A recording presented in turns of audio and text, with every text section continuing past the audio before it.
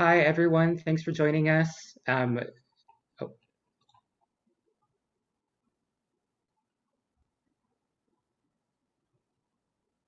Hi, everyone. Thanks for joining us.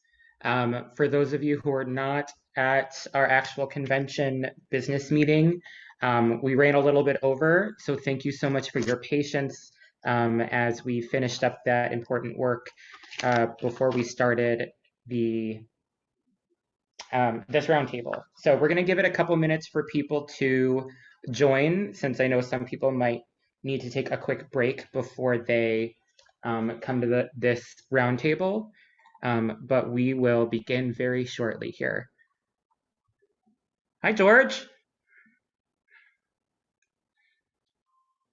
George, I think you're muted.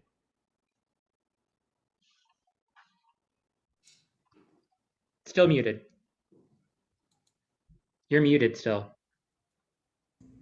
There, how's that? There we go. Oh, thanks for your patience. I know we got started, I guess, 10 minutes late, so I appreciate your patience and waiting.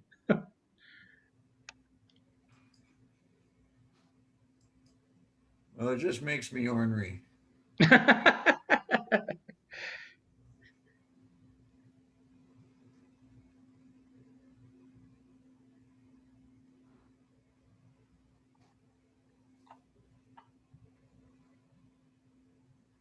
We're just going to give it 1 or 2 more minutes and then we'll go ahead and get started. We do have both of our partners here, so I'm very excited for that.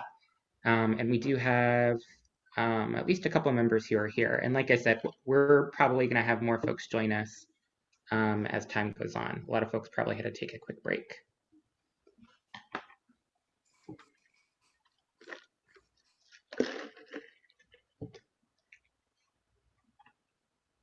What are we supposed to do, Nick? We're just going to have a casual conversation about your organization, and Jeanne Massey from FairVote is here with us. And so it's just going to be kind of a casual Q&A. I'm going to ask you both questions about your organizations, what you do. Hey, Jeanne. Hey, everybody. Hi, George. Hey, Nick. Hi. And just, make sure that our members can hear from you and what all the great work you're doing, and hear about the ways that we have worked together and ways we can continue to work together in the future. So, how many people do you expect? I want to say we had at least 15 registrants. Okay. But again, we ran over on our business meeting, so I don't know how many folks are going to attend for sure. I know it's a nice day out there for. I know we're also really fighting. We're really fighting against that. We can make it brief if people need to make it brief, right, George? Absolutely.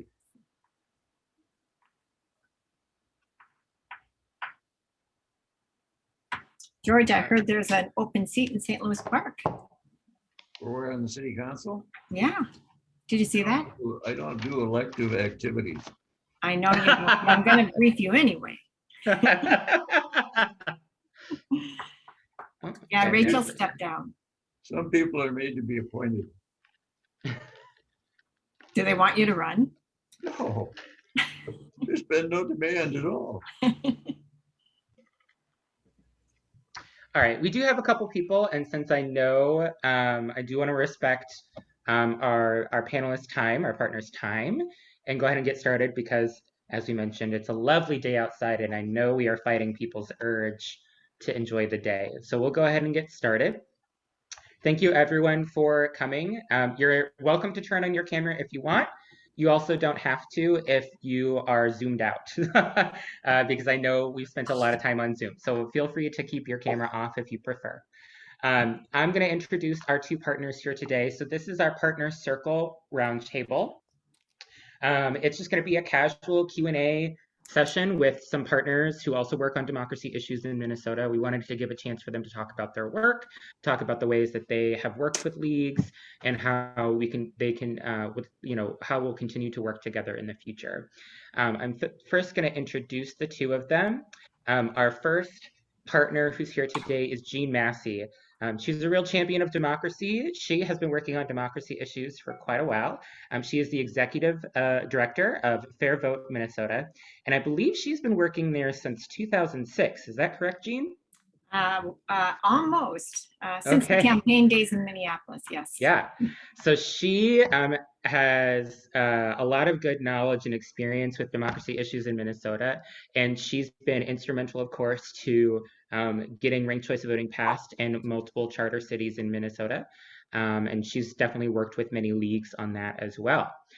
Today, we also have George Beck, who is a former administrative law judge and a former member of the State Campaign Finance and Public Disclosure Board.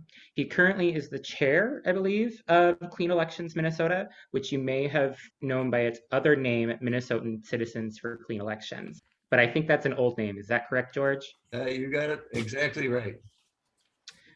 All right. So I think what I'm going to do is start off by giving just a few minutes to each, to Jeanne and to George, just to give a little heads up about what their mission is, some of the work they've done in the past, some of the work they're currently doing. And then I've got some Q&As written down that I can ask if no one has any burning questions, but of course we'll always welcome questions from folks who are in the roundtable if they have questions they want to ask. So I'll start with Jeanne, what do you got for us? What do you tell me about FairVote and the great work y'all do?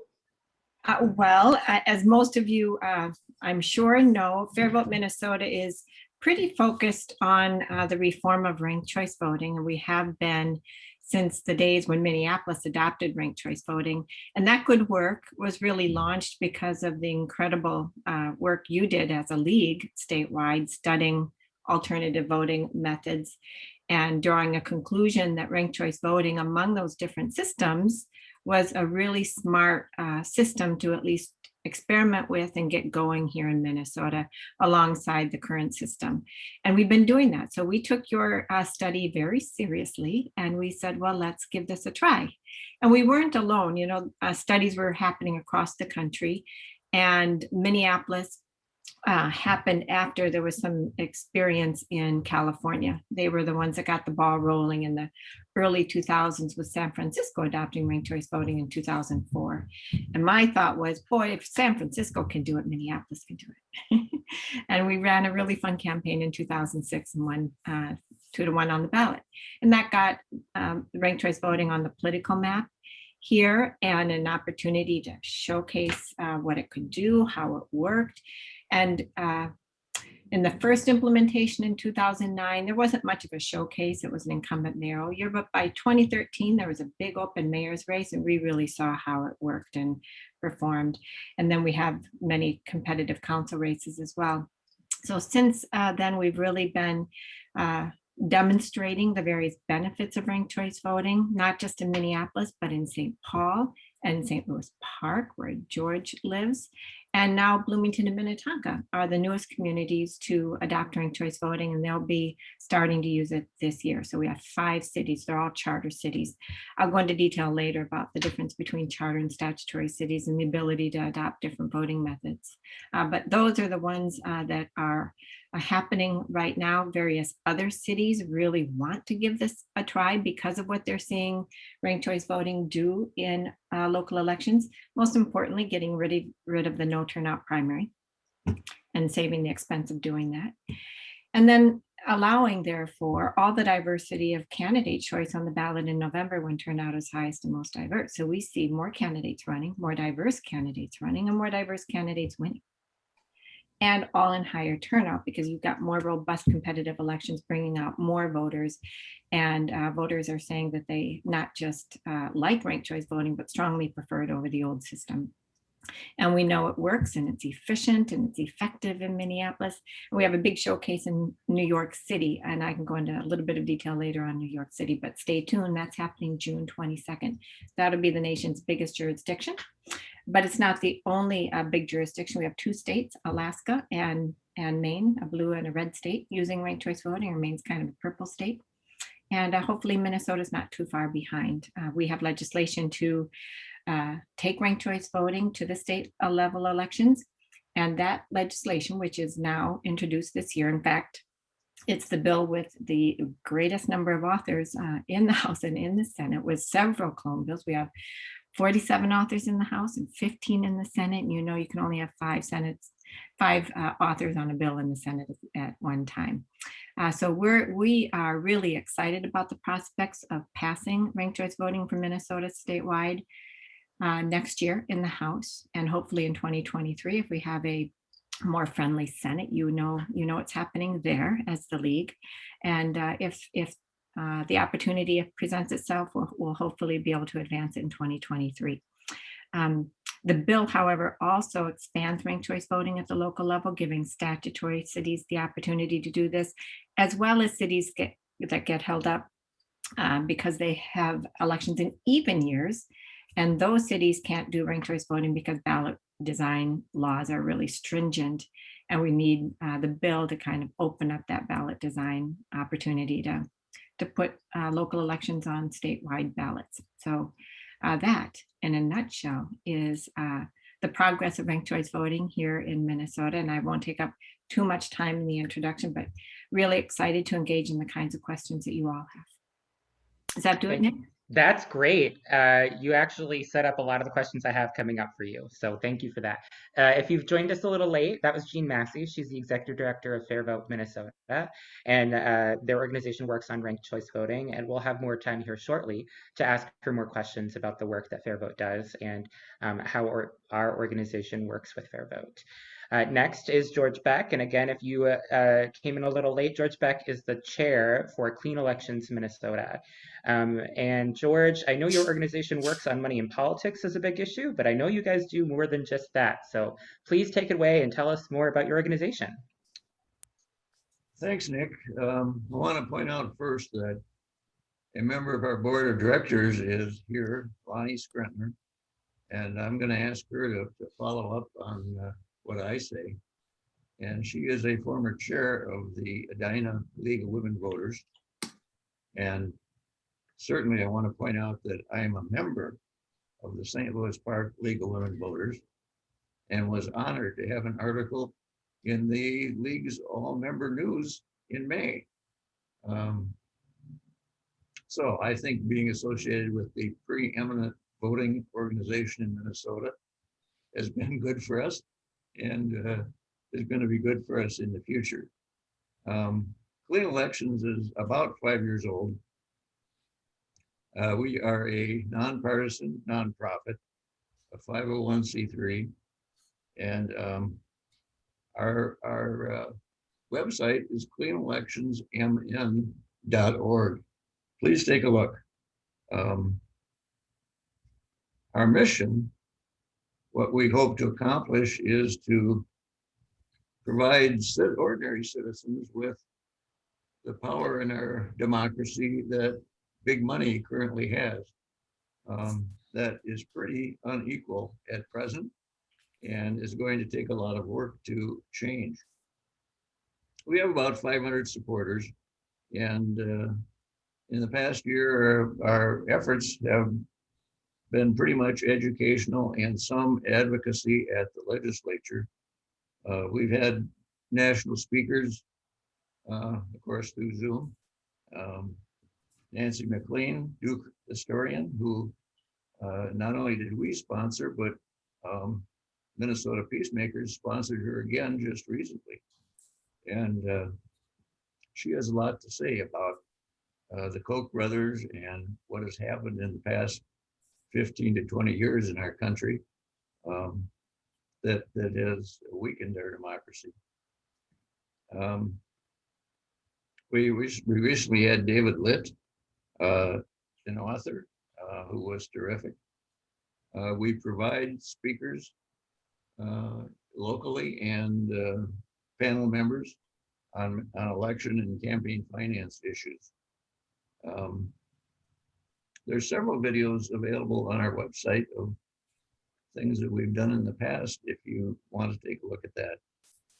On the legislative side, it was an exciting session. There was a bill submitted by Representative Greenman, which was House File 9, which covered a number of campaign finance and voting issues. including things like dark money, small donor financing, released felons being able to vote. It was a wish list for our organization, and unfortunately, only a few things got put in the House omnibus bill, and it looks like that none of those may pass due to the Senate position. Even more exciting was Senate File 173, which provided for a photo voter ID and provisional balloting in Minnesota. And I read in the newspaper this morning that some people think that that particular bill is still in play in the discussions that are going on in right now with the leadership. I've also been assured that that's not true. So it's really difficult to understand what's going on, but it sure wouldn't hurt to let the speaker and the majority leader and the governor know that ought to be dead. They are very bad provisions for the state of Minnesota. We're also we work some on redistricting, and that continues. I think there may be a hearing on principles for redistricting this summer, or certainly a little later. And I see Nick has his fingers crossed, so that looks pretty promising to me. We're strong supporters of FairVote Minnesota and the state league. FairVote Minnesota is proposing the most democratic idea for our elections, and it seems obvious that the winner of an election ought to have the support of a majority, which is not the case in Minnesota right now. And Jeanne has done a terrific job. She's added cities, and with a few more democracy reformers in the Senate, I think that's going to go statewide. Just briefly, I wanted to talk just for a couple minutes about Nancy McLean, the Duke historian who recently gave a Zoom here in Minnesota, which was very well attended. Her book gives us a wake-up call about what's going on in our country, and it's extremely important. She's pointed out that minority intends to rule and has been pretty successful in taking control of Congress.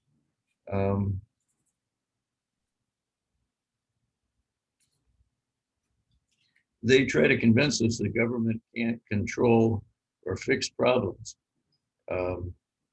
that government is the problem. You may remember a former president that expressed that sentiment. She also points out that an organization called ALEC, the American Legislative Exchange Council, has become very influential in our country and provides legislation to state legislators. We have a number of members of that group in our legislature, and that bears close watching.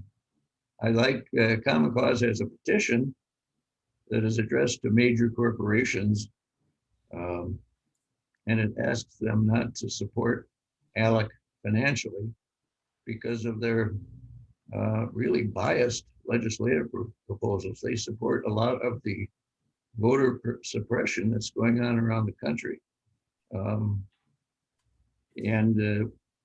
that needs to be opposed with vigor. I think it's clear from what she says that a healthy democracy is needed to provide improvement in our country. I mean, even matters such as climate change, nothing is being done. And a good deal of that is because of the oil and gas companies in America who contribute to members of Congress and keep them on their side. So that's the question. Is the minority going to be allowed to fundamentally change our government, or are citizens strong enough to make sure that that doesn't happen? I have just a couple of ideas about things that we can do.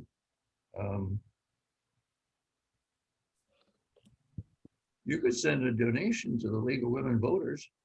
That sure wouldn't hurt. Or you Sure could, wouldn't. what? I said sure wouldn't. Or you That could would even send one to FairVote or Clean Elections to support our efforts. By the way, if you want to know what we've been doing in our 5 years, there is a list of accomplishments on our website under the About column, just recently updated.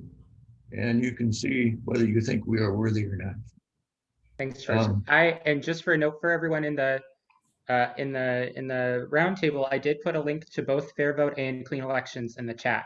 So check that for a link. And Jeanne also has put a great link to some of the democracy bills that have been in the legislature and in Congress, that including the ones that George just mentioned. So thank you for that, Jeanne. Thanks, Nick.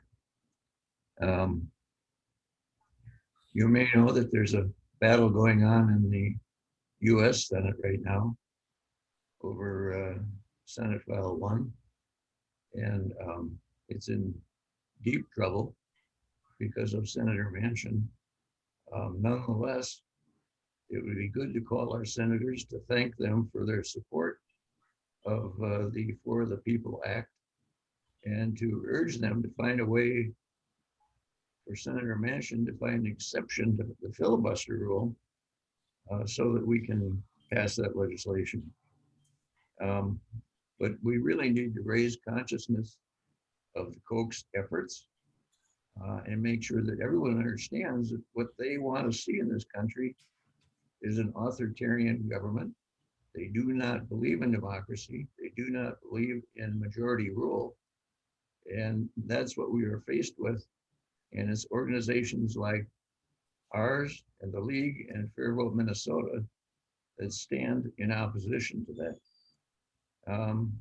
Well, Lonnie, that's enough for me. And I won't add too much, George. I just want to say to everybody's here, if you were, and I think everybody here has been at convention, the whole concept of partnerships, of outreach, are absolutely key to getting the things done that Jeanne and George are talking about. I got involved with Clean Elections through the League. And the League and Clean Elections look for ways to partner together. And you can do that in your communities. Look for organizations that have strength, that have connections, and reach out to them, because we can't stay in silos. We've really gotten, I think, way too siloed in the last decade or so. And we need to get beyond that. And so the fact that you're sitting here in something called a partner circle is a step in the right direction. There are two partnership possibilities here, Clean Elections and FairVote. That certainly doesn't mean they're the only possibilities. Look in your own communities for organizations. Look for established organizations like Rotary and Chamber. Are there things where your league can partner with them that gives you a broader swath of possible participation? So that's all I have to say.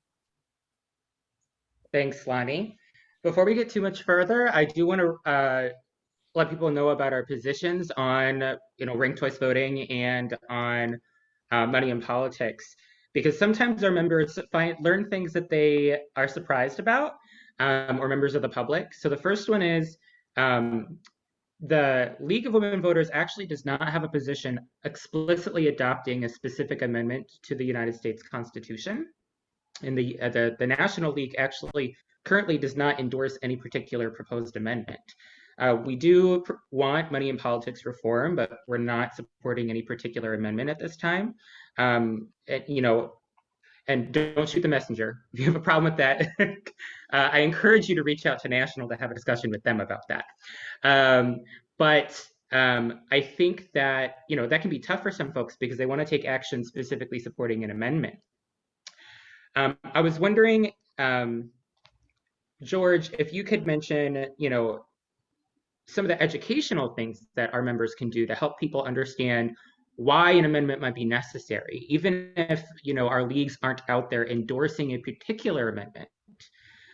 If you could talk more about the work that can be done to educate folks about why an amendment or why any kind of reform is so important.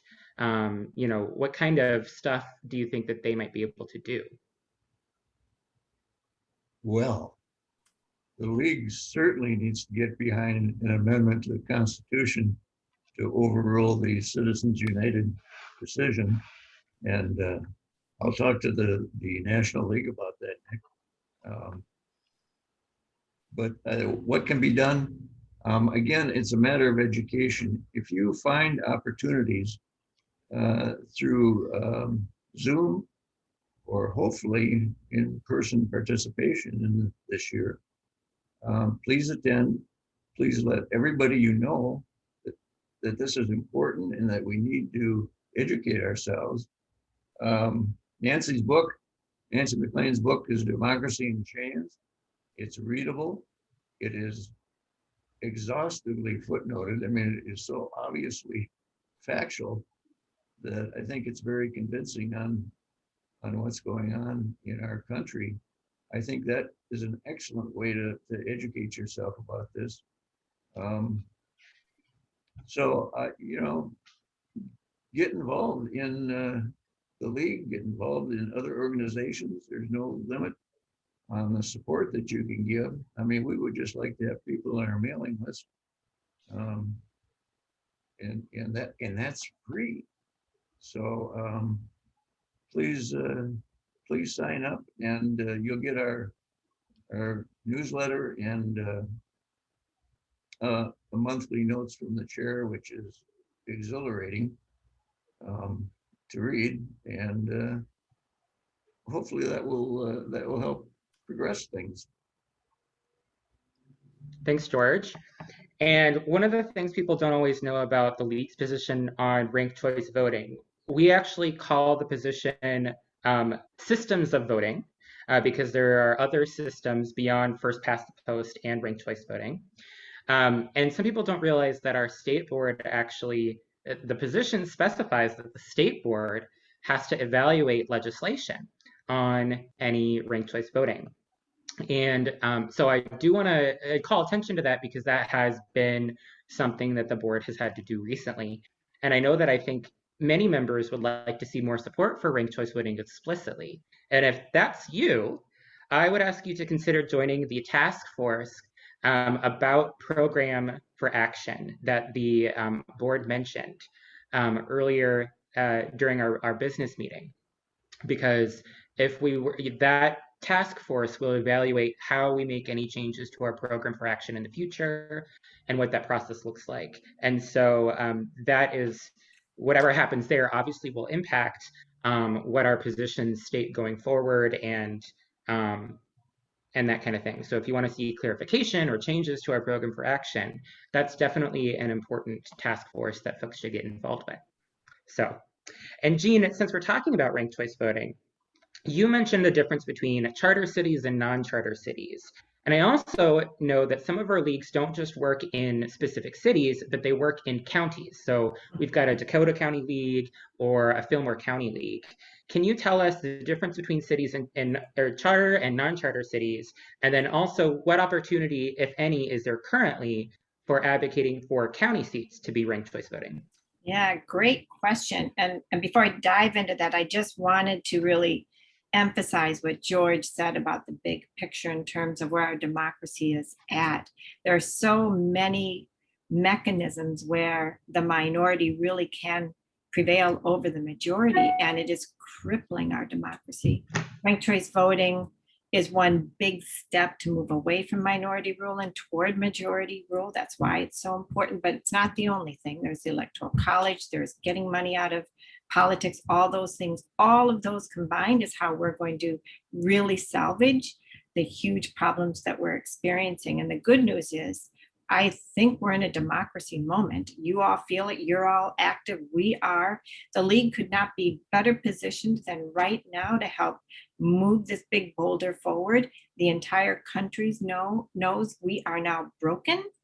And that wasn't true just even a few years ago. We had to talk about what the problem was. And now we know it's just the big explosive bomb in the room. The question is, how can we move forward doable, feasible solutions in a timely enough way to really make sure we can salvage what we have in our democracy? So I'm really glad that you portrayed it that way, George. I think the minority wants to retain control, and that's really, at the end of the day, what we're trying to fix in our democracy. So step by step, however, these big changes don't happen overnight. And the league's ability to study these issues, take a deep dive into these issues and articulate at a state level or a national level, big reforms, it's really important. So we're excited to always continue to partner with the league in whatever way we can. The legislation that we have does allow statutory jurisdictions to adopt ranked choice voting if they so choose. Those jurisdictions are inclusive of all cities that don't have a charter. That's most of them. About 100 of the 800 cities in Minnesota have a charter. The other 700 cities and townships do not, so they all need permission that this bill would give them. It also includes includes all the counties except one, and that's Ramsey. We have one charter county, and that's Ramsey, and it includes all the school boards. So that's a lot of elections that we could be conducting using a better voting method, frankly. So we're excited by the adoption of this and the expansion of it at a local level. And that's all for nonpartisan races. None of our local elections, from county to school district to cities, are partisan, which means they only have primaries to winnow the field down and advance that narrow field, 2 in a single seat, double the number of seats in a multi-seat, to the general election. And those primaries are really pretty just useless. People don't turn out, even in even years, they don't turn out for those local primaries. And so by eliminating those, it really does effectively greatly increase voter participation. It's one of the biggest benefits.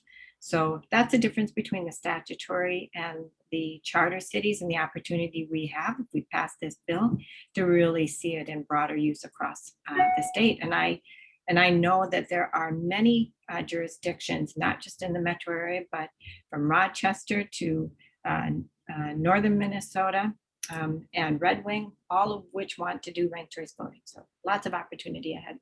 Yeah, so it sounds like we would need some statutory change to let non-charter cities and counties do ranked choice voting. So That's right. yeah, so there's some good work there. And I actually didn't know that Ramsey was a charter county. I honestly didn't even know that was a thing. So Ramsey should just go do it. Yeah.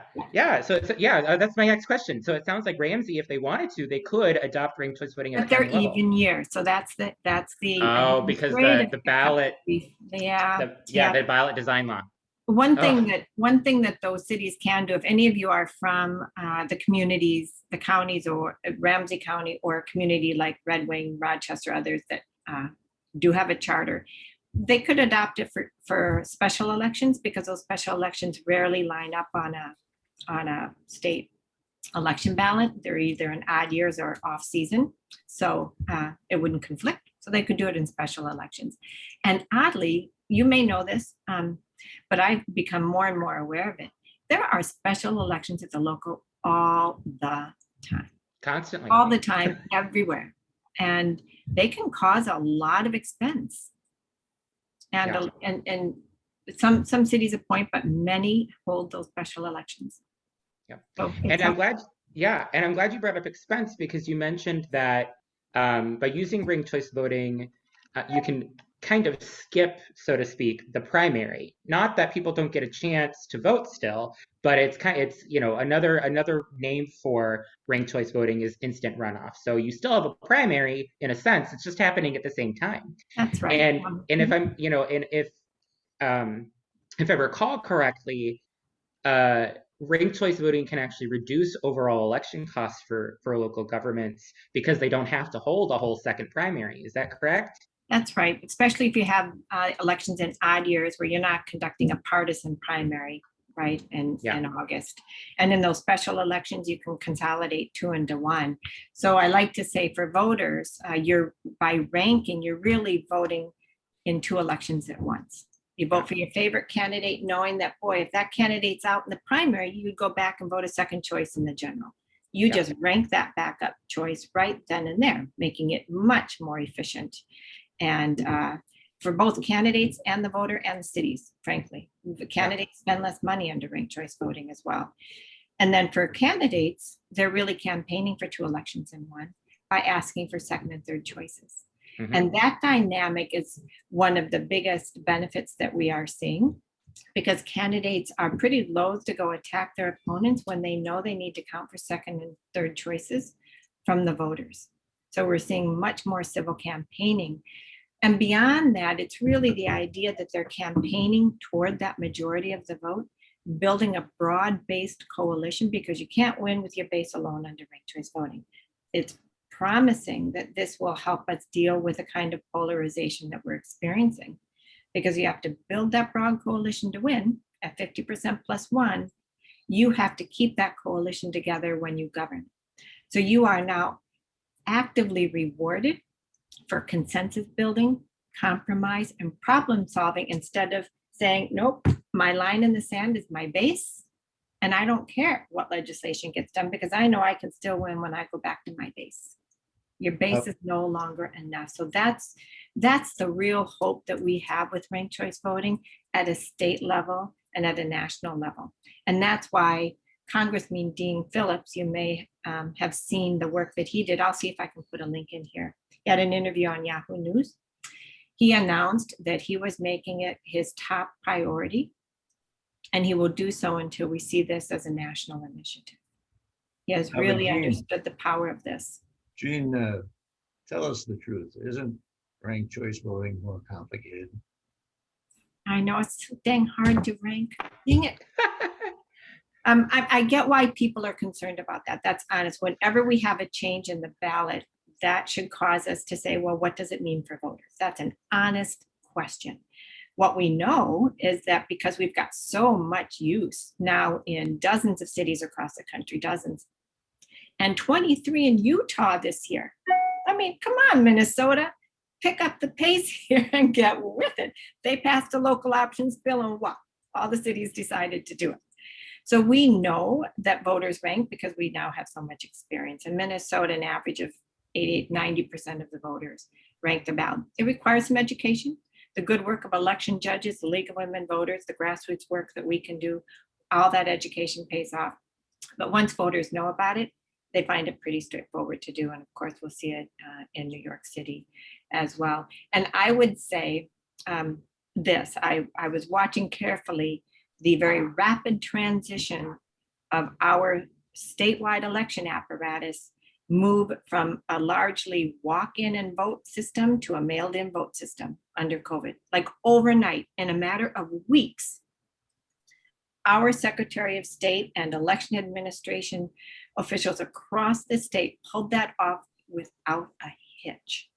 So if we can do all of that, we can create a ranked ballot and voters can rank. I'm pretty convinced. Thanks for that, Jeanne. Now, my next question is going to be for George and Lonnie. So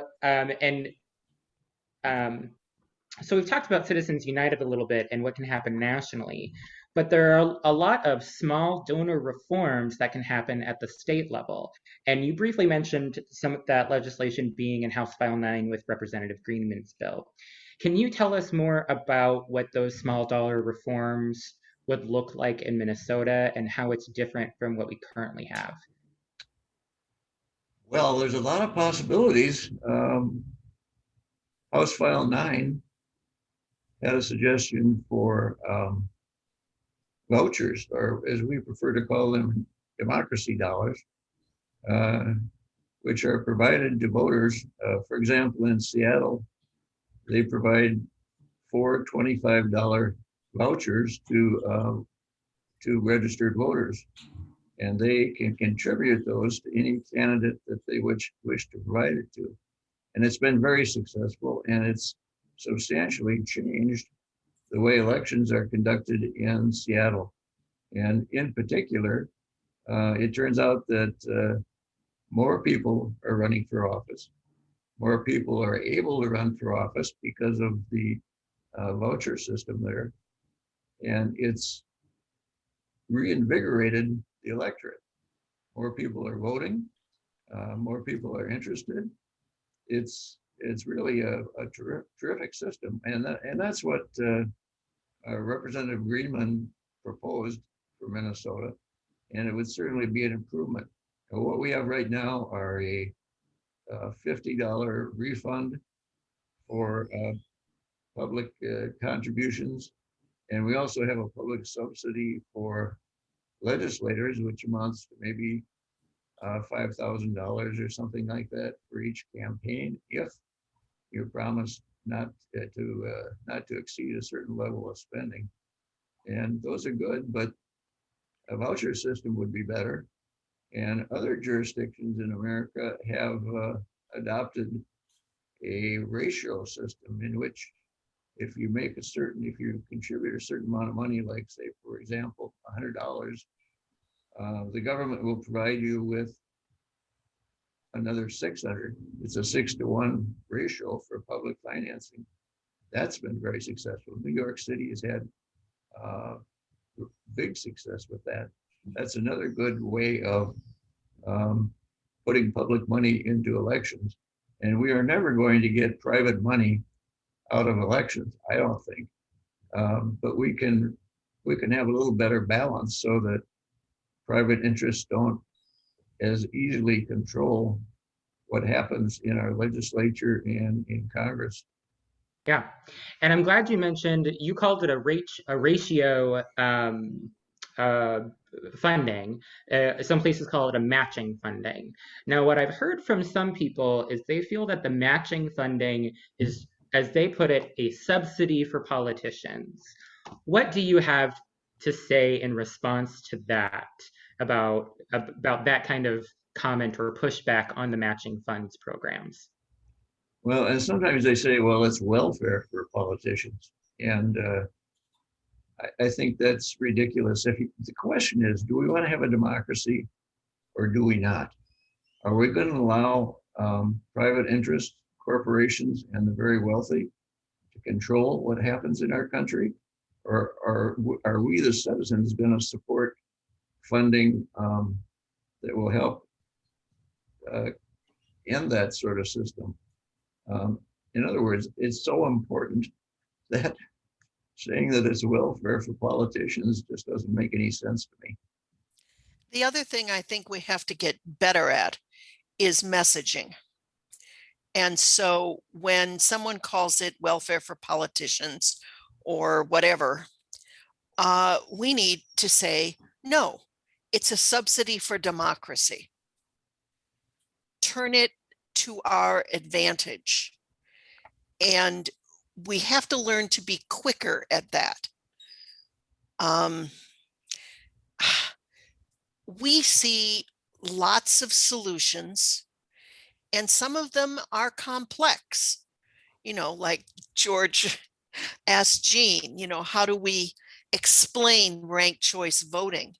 And I'd say, well, tell people you have choices among ice cream and you choose your first, but if there's none of that left, you go with your second. And it's the same thing with politicians and democracy. But I would caution us to think before we speak and to make sure that our message is clear, quick. We've got to get as good as the bad guys. You know, when I hear Senator Kiffmeyer, well, everybody has an ID. This is not a problem. We should do this. No, Senator Kiffmeyer, it's not. But we have to have a comeback to that. And sometimes it's not easy, but we got to do it. Thanks, Lonnie. And actually, I'm glad you mentioned voter ID because one of the reasons the League participates in engagement around voter ID and opposes voter ID is because of the disproportionate impact it would have on voters of color. And that's, the League has, today we have our board chair in diversity, equity, inclusion with us, Shelley Colvin. Thanks for coming, Shelley. And the League is continuing to put emphasis on diversity, equity, inclusion in all of its work as a framework for looking at a lot of our issues.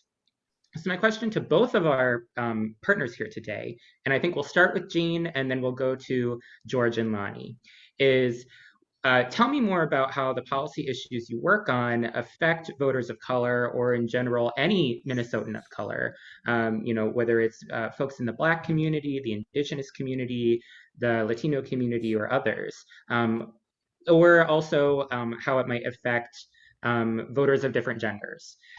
So if you could, speak to more on that, that would be wonderful. Such a great question. Ranked choice voting is really grounded in the most important way through a racial justice lens for a couple of key reasons. One, as I was explaining earlier, it's the kind of reform that we're seeing, especially at a local level, that's advancing people of color, women, and other historically underrepresented communities in office at a faster pace. Last spring, we had an event called Black Leaders for Democracy Reform, Ranked Choice Voting. We have a series of 2 women leading democracy forward, and we've got one coming up on Tuesday. I'll send you the link here that looks at why ranked choice voting helps elect more women into office. Because it breaks down the institutional barriers of entry for candidates to run in our system. And we're seeing the power of ranked choice voting to really change the demographics of who gets elected very, very quickly. So it's fundamentally key in that way. The second aspect of that is ranked choice voting ensures, and we're building towards that with more and more use, that it does represent the broad majority of the voters, helping ensure that we can meet the legislative demands from the majority of Americans. What is holding so many issues back, especially that are racially justice in focus, from police reform to systemic racism, is because we have laws in place that can't get changed because of how our election system is working. All these fundamental changes that are demanded by the majorities of Americans that protect and advance the interests of people of color really starts at the ballot box. That's why it's so essential. The entire Posse caucus in the legislature in Minnesota is sponsoring the bill for ranked choice voting in both the Senate and in the House, with all but except one member of the Posse caucus. They're all strongly backing this bill to advance issues that matter to them. So fundamentally is grounded in a racially justice lens. And we advocate and talk about that a lot. We have a lot of events that are focused on that issue. It's an important way to see the critical nature and urgency of this reform. Thanks, Jeanne. And I would say that money also comes into that, and it's linked nicely with ranked choice voting, in that if you lower the threshold for running for office, then you can have more equity in terms of who gets to run. And democracy vouchers and being able to take public money and encourage a diverse bunch of people to run for office then we gain as well, Nick. Thanks, Lonnie. Any other comments from George on that? Or Well, I would agree with Shelley wants that. to speak to it too. So George, you go first, and then we'll hear from Shelley. The more minority voters, the more minority legislators. And guess what? All of a sudden, you have the entire electorate represented in decision making. I think that's what this country ought to be about. I mean, it's become so bad in this country that you can propose to eliminate Sunday voting in Georgia when a large number of Black voters vote on Sunday. I mean, I don't think it gets any plainer than that. What the intention is here, and something that needs to be resisted. And I think things like voter ID and provisional balloting have an adverse effect on minorities, and I think that's the intention, to narrow the electorate in favor of a minority in this country. Thanks, George. Before we hear from Shelley, I want to, Jeanne, I see that you put that link in the chat. Thank you for doing that. Folks, do check the chat for that link to the event that FairVote's holding. And if both of you could also send me those, Jeanne, if you could send me that link by email, and George, if you could send me the link to the recording of the event that you just had with Democracy in Chains, Oh. I can make sure that those get put. So this is recorded, and it's going to go on our convention web page for folks who couldn't join this workshop because they were in other workshops. If you send those to me, I'll make sure that they get on that page so that people have links to those on that page. Great. Shelley, it looked like you wanted to talk. What do you got for us? Just briefly, I live in St. Louis Park. I'm in the St. Louis Park League. And there are many reasons to look at ranked choice voting, but having watched discussions, talked with various people, including the council members, the mayor, the diversity was the issue in the end, the issue that persuaded. That was checked with other cities as to how that affected elections. Were people of color and other diverse populations, were they now more represented? And the answer was actually yes. It was a verbal poll, informal poll, but indeed that became one of the turning issues in St. Louis Park. Thanks, Shelley. That's great context. So I actually don't have any further questions for our partners here today. If folks have any questions for them, now is the time to speak. Otherwise, if we don't hear any questions or see any in the chat, I will actually let us go a little early today so that we can all enjoy this wonderful weather. Do we have any? Nick, there's one other issue I wanted to highlight, and I should have done it in the beginning, but it's really important as we head into the 2022 elections. We saw in 20 the dynamic of the spoiler problem come back. It's been a part of Minnesota elections, especially at the state level, in the gubernatorial races, legislative races. And in 20, we saw that happen because we have two marijuana parties that became major parties. We know from some pretty good evidence that the GOP had run a couple of those candidates in some of the races in an effort to spoil and flip the election towards their end, but with or without even any nefarious action on the part of one major party or the other, because it can be done by either party. The fact that we have real interest by third party candidates to run and be a part of the conversation and get votes at the ballot box, but becomes a spoiler in the process. And what happens in the end is that the majority doesn't prevail. And as George was speaking earlier, it tosses the election to the minority of voters, and the candidate who is not most popular can win. That dynamic's probably going to play out in a much bigger way in 2022, because we saw just how effective it actually was in 20. And so I just wanted to bring your attention to that and how important it is. Ranked choice voting does nothing more than just get rid of the spoiler dynamic, but of course it does so much more. It's really important for us to understand the mechanical ability of ranked choice voting to clear up that very significant problem Minnesota always suffers. Yeah, that's a good point, Jeanne. I'm really glad you brought that up because that was something we saw in the last election was some pretty significant spoiler effects, including in a couple of key districts where it did change the outcome of the election. And as you mentioned, ranked choice voting doesn't prevent third parties from running, but it allows voters to feel like they can vote for that third party candidate without wasting their vote.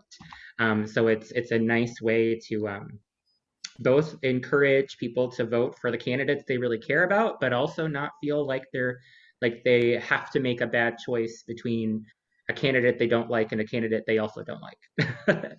So, any other final comments, Lonnie, George, anything else from you? I have a 1-minute provisional ballot comment. Go for it. And this is a proposal that passed the Minnesota Senate this year. And they claim that, well, what's wrong with having a provisional ballot? And what's wrong with it is that it creates extra steps in voting. And under the bill that they proposed, if you got to the polling place and tried to register to vote, the best you could get would be a provisional ballot. And that's kind of a maybe ballot. Yeah. It might be counted or it might be not. And you might actually have to return to the auditor's office to establish your voting credentials. Once people find out that they can't register at the poll and vote, that's going to discourage voting. If you have to take an extra step after the day at the polls, that's going to discourage voting. And this provisional ballot thing, it is in place in a number of states, but only because the federal government required it to be done to help voting.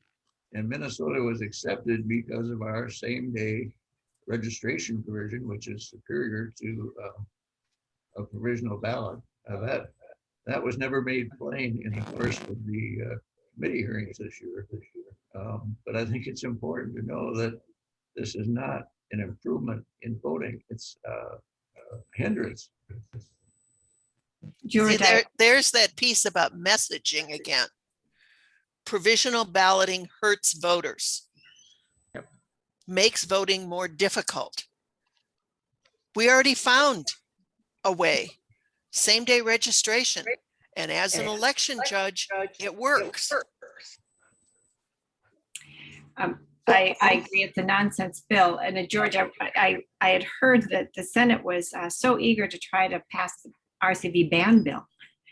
They had offered to give up all the other bad election bills in the omnibus bill if they would only go along with banning ranked choice voting. All right, it's about, I think we all know the challenge we have with the anti-democracy initiatives underway in the Senate. We'll need to make sure that we're in a better place in 23. I think final- there's go ahead, Mary. about the provision ballot that our election group here brought and wrote a letter to the state was that it would cost a lot of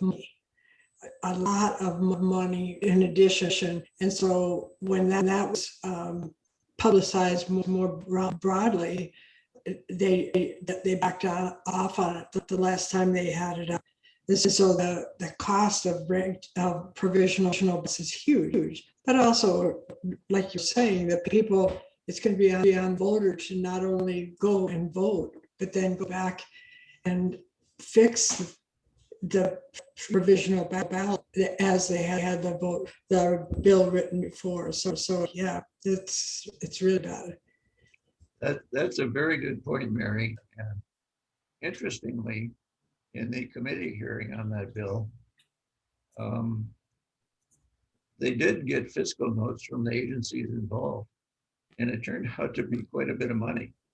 And the sponsor of the bill, the author, decided he would rely on his intuition instead of the Yeah, fiscal notes. So we really don't know at this point what the cost would be, although we know it's going to be more than the Senate thought it would be. Yeah. All right. Any other comments or questions from folks before we break for the day? All right. Thank you, Nick and all. Yeah, thank you both, Jeanne and George and Lonnie, for joining us today. This was wonderful. I really appreciate the chance to talk with you all about the great work you're doing and how the League can be involved in that. So thanks for your time today. And thank you all for attending our little roundtable here after convention. Thank you all who attended convention and the workshops and the roundtables and all of it. So thank you, everyone. I hope you all enjoy the rest of your wonderful day and weekend. Great. Thank Thanks, you. Nick. Thanks, Thank everyone. Everybody. Bye.